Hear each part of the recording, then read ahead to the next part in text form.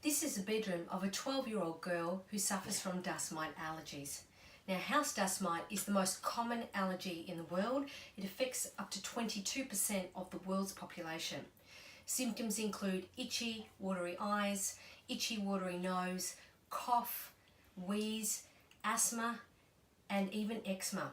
In fact, around 80% of asthmatics are likely to be allergic to dust mite. Where are they? Everywhere in your home, but in particular your bedroom.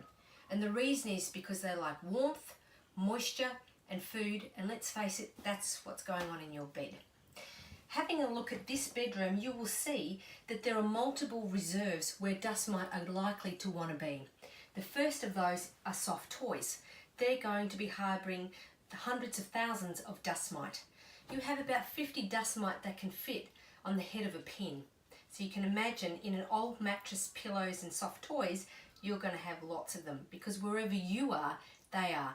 And it's not the dust mite that's the issue, it's the protein in their feces that people who are sensitive are reacting to.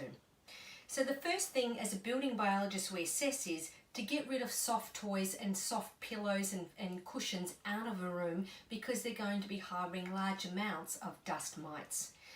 If a child is really attached to a soft toy, make sure it's one that can be washed in the washing machine at least 60 degrees and dried out in the sun because dust mite don't like UV. So remove all the soft toys and soft cushions that don't need to be in the bedroom. The next thing is the pillow. The pillow is where your breathing zone is for 22 years of your life. So if you're going to invest in healthy things for your home, this is actually the place you're going to start. If you have an allergy to dust mite, you must maintain your pillow and clean it regularly. And that means you need to get a pillow that you can actually wash and put in the washing machine and dry in the sun as often as possible. At least once a month, at least every season, the more the better. Also with the covers, obviously wash them every week when you wash your bedding. Dust mite covers are really important, and all a dust mite cover does is it prevents the dust mite moving from the pillow to your breathing zone. That means that the thread size is 6 microns or less.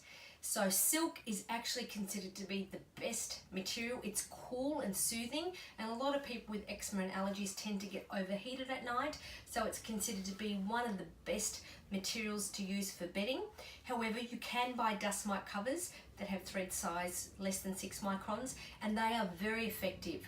What they mean though is you need to make sure that with your pillow that you actually put the pillow into the dust mite cover and you can zip it up so no dust mites can get through.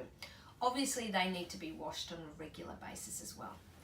The next thing we want with someone who suffers from dust mite allergies is to make sure that we air the mattress. So actually making their bed, not a good idea. You want to make sure that they air their bed as often as possible by exposing the mattress to the sun and to airing it to dry it out. I don't recommend that they make their bed. Also with the mattress, the age is critical. The older the mattress, the higher the level of dust mites. You can get millions of dust mites in an old mattress that's more than 10 years old.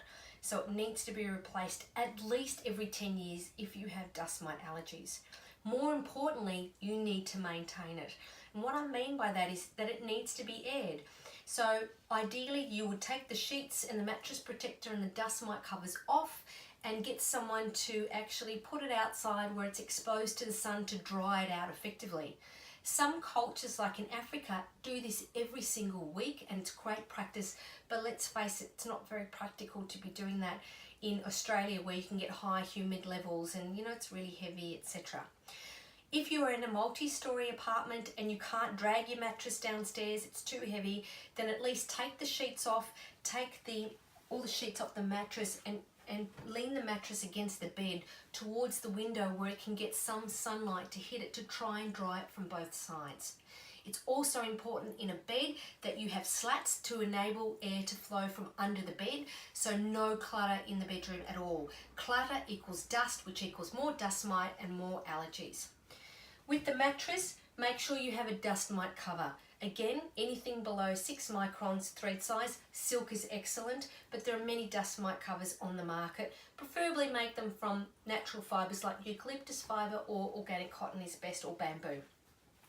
With the covers, make sure it's like a sock. It needs to encase the entire mattress. So you zip the mattress into this large case and you zip it up to prevent the dust mites coming through, and they are effective, but they need to be washed on a regular basis, at least every month.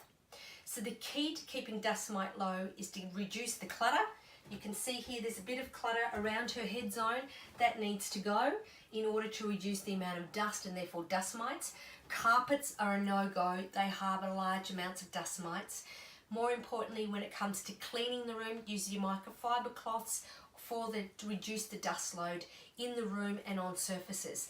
The less clutter, the less things on surfaces like books, the better, just to reduce the dust mite load.